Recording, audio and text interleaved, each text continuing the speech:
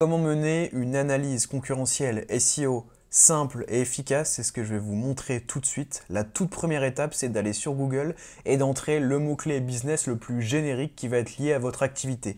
Moi, typiquement, si on veut prendre un exemple, je vais taper agence SEO. Avant de vous donner tous les tips, évidemment, n'hésitez pas à rejoindre la newsletter SEO. Vous avez le lien en description. Je vous donne un tips privé par semaine. Aussi, n'hésitez pas à interagir avec cette vidéo, donc mettre évidemment un pouce bleu, mettre un commentaire, c'est ce qui aide vraiment le plus la visibilité de la vidéo, et abonnez-vous si vous aimez tout simplement les partages concrets sur le SEO en partage d'écran. Pour en revenir du coup à notre analyse concurrentielle, vous allez entrer votre mot-clé le plus business, histoire vraiment d'identifier en un clin d'œil vos top concurrents. Moi, on voit que typiquement sur agence SEO, je vais avoir Noise juste ici, agence SEO, enfin SEO.fr, Humans.fr, et puis évidemment, il va y avoir bien d'autres concurrents, sachant que du coup, c'est une SERP qui bouge souvent. Des fois, je suis premier, des fois, je suis cinquième, comme là par exemple, etc. Donc, on va typiquement prendre Noise.com. Ça va être le concurrent ici qu'on va le plus analyser.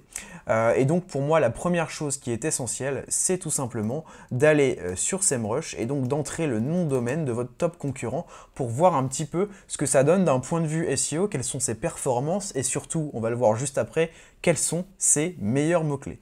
Donc du coup, noise.com, on voit qu'a priori, il ferait à peu près 60 000 de trafic mensuel SEO selon SEMrush, ce qui est évidemment assez conséquent. Et on voit qu'ils sont sur une pente vraiment ascendante où typiquement, voilà, en juillet 2022, ils avaient 800 mots-clés dans le top 3 pour 10 000 mots-clés positionnés en tout. Et qu'aujourd'hui, ils vont avoir deux fois ce nombre de mots-clés dans le top 3, puisqu'on passe à 1600 mots-clés positionnés dans le top 3 pour 28 000 mots-clés positionnés au lieu de du coup 10 000 en juillet 2022. Donc on voit que vraiment ça augmente de manière générale et aussi dans le top 3. Donc on se doute que le trafic est vraiment en ascension continue. Si on veut aller voir du coup où est-ce qu'ils sont positionnés, parce que c'est vraiment ça qui va être le plus intéressant, c'est d'identifier les mots-clés sur lesquels vos top concurrents sont positionnés, on peut cliquer ici sur Keyword et on va avoir tout simplement le détail. Ici, on voit donc qu'il y a plusieurs mots-clés qui sont super intéressants. Donc, on a bien la liste des mots-clés ici, le trafic estimé apporté par chaque mot-clé individuel, le volume de recherche, ici la difficulté SEO sur 100 et l'URL concernée qui va se positionner dans les résultats de recherche Google. On voit que typiquement, selon SEMrush, ils sont premiers sur agence SEO, en tout cas aujourd'hui, avec donc leur page SEO. Et on va voir qu'il y a quand même d'autres mots-clés business assez intéressants. Typiquement ici, il serait deuxième sur agence marketing digital, qui a un mot-clé business, vous vous en doutez, et qui a un mot-clé qui est tapé 2900 fois, avec donc une difficulté de 47%. Si on regarde un peu plus loin, on voit que pareil, ils vont être positionnés cinquième sur agence web, premier sur agence analytics Marseille. Bon, après, on a des mots-clés informationnels, comme personal branding, agence de référencement, donc on va dire que c'est un synonyme d'agence SEO évidemment. Et donc voilà, on peut comme ça très rapidement voir en fait, typiquement vous avez identifié un concurrent dans Google, vous savez qu'il vous dépasse sur un mot-clé, sauf que là vous pouvez voir d'un coup en fait toutes les positions vraiment de ce concurrent-là. Ça pour moi c'est vraiment la base de la base et c'est ce qui peut vous donner en fait une idée de pourquoi d'un point de vue SEO peut-être qu'ils sont en avance sur vous et justement quels mots-clés vous pouvez cibler que vous n'avez pas encore ciblé pour le rattraper. Et ensuite on a la dimension qu'on va appeler plutôt netlinking et pour moi ça rentre complètement en jeu si on veut faire une analyse concurrentielle rapide et efficace. Et donc moi ce que je vous recommande c'est d'utiliser ici Majestic SEO et vous allez entrer typiquement le site, votre top concurrent dans Majestic pour en retirer des insights. Et pour moi, ce qui va être super intéressant, c'est déjà de rester sur la partie ici, summary, donc la partie un petit peu résumée, pour voir toutes les métriques netlinking de ce concurrent-là. Donc typiquement, voir qu'il a 615 domaines référents selon Majestic. Et donc pour Majestic, c'est vraiment pas mal. Vous pouvez comparer évidemment avec votre nombre de domaines référents. On peut regarder un petit peu même l'optimisation des encres, typiquement. Donc voilà, on voit qu'a priori, la plupart des encres, ça va être des encres ici de marque, donc Open Linking qui était l'ancien nom en fait, en tout cas il y a une fusion d'agences, donc c'était une ancienne agence, Noise, etc. Et moi, ce que j'adore faire vraiment pour faire une analyse concurrentielle pertinente, c'est d'aller dans la section page.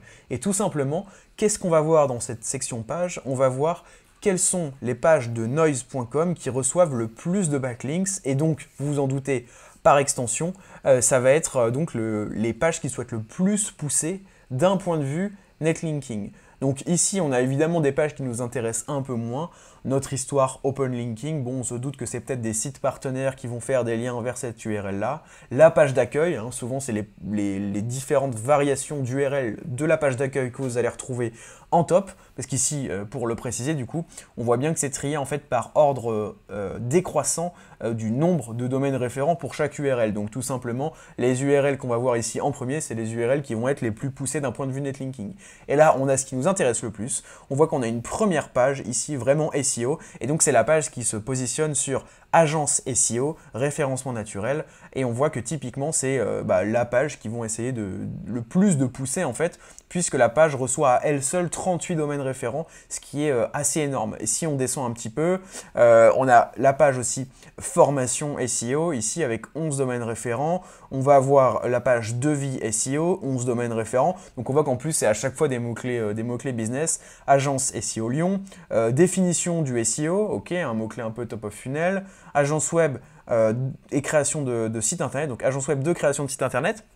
Donc rapidement, moi je vous conseille de faire ça, d'entrer les top sites en fait de vos concurrents dans Majestic et d'aller dans l'onglet page pour voir un petit peu quelles sont leurs stratégies. Et ça vraiment en un clin d'œil. En fait, avec les deux choses qu'on vient de faire, en un clin d'œil, vous prenez votre top concurrent, vous voyez quels sont actuellement ses meilleurs mots-clés qui a priori lui apporteraient le plus de trafic. En plus, vous pouvez virer un peu les mots-clés informationnels pour ne prendre que les mots-clés business.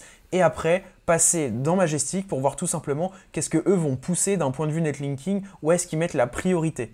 Et donc après, même d'un point de vue plus global, ce que vous pouvez faire, c'est retourner ici dans le summary, descendre un peu cette page résumée là, cliquez sur le backlink history. Vous voyez, il y a un petit encart View Mode, vous cliquez dessus et vous mettez la vue cumulative. Tout simplement, ce que vous allez retrouver ici, c'est le rythme d'acquisition de domaines référents et de backlinks d'un site. Et ça, c'est super intéressant puisque vous pouvez voir en direct du coup à quel point est-ce que vos concurrents investissent en netlinking ou en tout cas à quel point est-ce que vos concurrents obtiennent rapidement ou pas des domaines référents. Et donc là, on peut voir que typiquement, Noise, on va dire que voilà, le 12 janvier, donc il y a un mois, ils avaient 122 domaines référents et qu'aujourd'hui, ils en ont 156.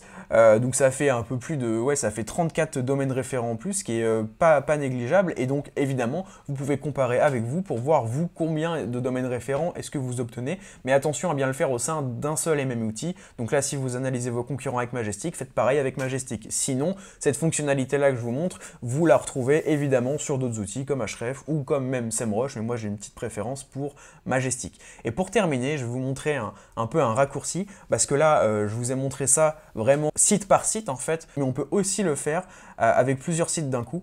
Et donc, ce qu'on va faire, c'est qu'on va retourner sur SEMrush et là, on a deux sections qui nous intéressent. On a la section Keyword Gap et Backlink Gap. Donc, si on va sur Keyword Gap, on voit que du coup, on a la possibilité d'ajouter notre nom de domaine. Donc moi, par exemple, ici, je vais mettre paulvonjon.fr et qu'on peut ajouter jusqu'à 3 concurrents. Donc ici, par exemple, on va remettre noise.com.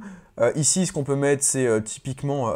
d'ailleurs, oui, du coup, ils en proposent automatiquement. On va mettre Digimood. Moi, j'aurais envie de mettre eskimos.fr quand même. Et on va mettre première page, qui est aussi une agence SEO qui, il me semble, a pas mal d'opposition. Et donc, Backlinks Gap, qu'est-ce que c'est? C'est une fonctionnalité qui va tout simplement comparer toutes les couvertures de mots-clés des différents sites. Donc typiquement, ici, on peut voir en fait tous les mots-clés qui sont partagés entre ces 5 sites-là. Donc tous les mots-clés sur lesquels les 5 sites ont des positions SEO. Donc là, on voit que typiquement, agence SEO, moi je suis 5e, Noise actuellement est 1er, Digimood 22e, Eskimos 4e et première page 14e. Agence SEO, pareil, 74, 12, 8, 9, 93. Donc ça, c'est super pour voir où est-ce qu'on est tous présents entre guillemets, mais vous allez le voir, ce qui est le plus intéressant selon moi, ça va être la section Missing et la section Untapped. Donc Missing, ça va être tout simplement les mots-clés sur lesquels moi je ne vais pas du tout être positionné, mais sur lesquels tous mes autres concurrents vont être positionnés. Donc là, on voit typiquement que Search Console Google, où on va prendre peut-être un mot-clé agence de référencement naturel qui est plus intéressant. Moi, j'ai pas du tout de position dessus. Noise, ils vont être 4e, Digimood 52e, Eskimos 1er et première page 78e. Et ça, c'est du pain béni si vous souhaitez trouver vraiment des idées de mots-clés sur lesquels vous n'êtes pas positionné. Et donc après, on a les untapped. Et donc là, la différence de missing, c'est vraiment, il faut que tous les concurrents, sans exception, soient positionnés sur un mot-clé et que vous ne le soyez pas pour que ça remonte. Alors que untapped, c'est tout simplement, il faut que au moins un concurrent soit positionné. Et donc là, ce qu'on voit, c'est que typiquement, donc c'est classé évidemment par ordre décroissant du volume de recherche par mot-clé. Donc là, typiquement, on va avoir Google Actualité, où on voit que je ne suis pas positionné dessus. Noise est 93e. Digimood, ils ne sont pas positionnés. Eskimos, ils sont 61. Et Première Page ne sont pas non plus positionnés. Mais là, on n'a pas forcément les mots-clés les plus intéressants. Après, ce que vous pouvez faire, c'est refiltrer en fait par position. Donc dire qu'il faut qu'au moins un des domaines soit positionné dans le top 5 ou quoi, ça peut être beaucoup plus pertinent. Mais voilà, au moins je pense que vous avez vraiment l'essentiel. Avec ça, vous pouvez aller plutôt loin. C'est surtout une version minimaliste de l'analyse concurrentielle, puisqu'il y a beaucoup de gens qui vont plus loin que ça, évidemment. On peut passer des heures, voire des jours à faire une analyse concurrentielle, mais au moins là, en quelques minutes, vous avez une idée de quels sont les mots-clés sur lesquels vos concurrents sont positionnés et pas vous, et surtout, quelles sont leurs priorités d'un point de vue netlinking. Sur ce, je vous dis à la semaine prochaine. Ciao!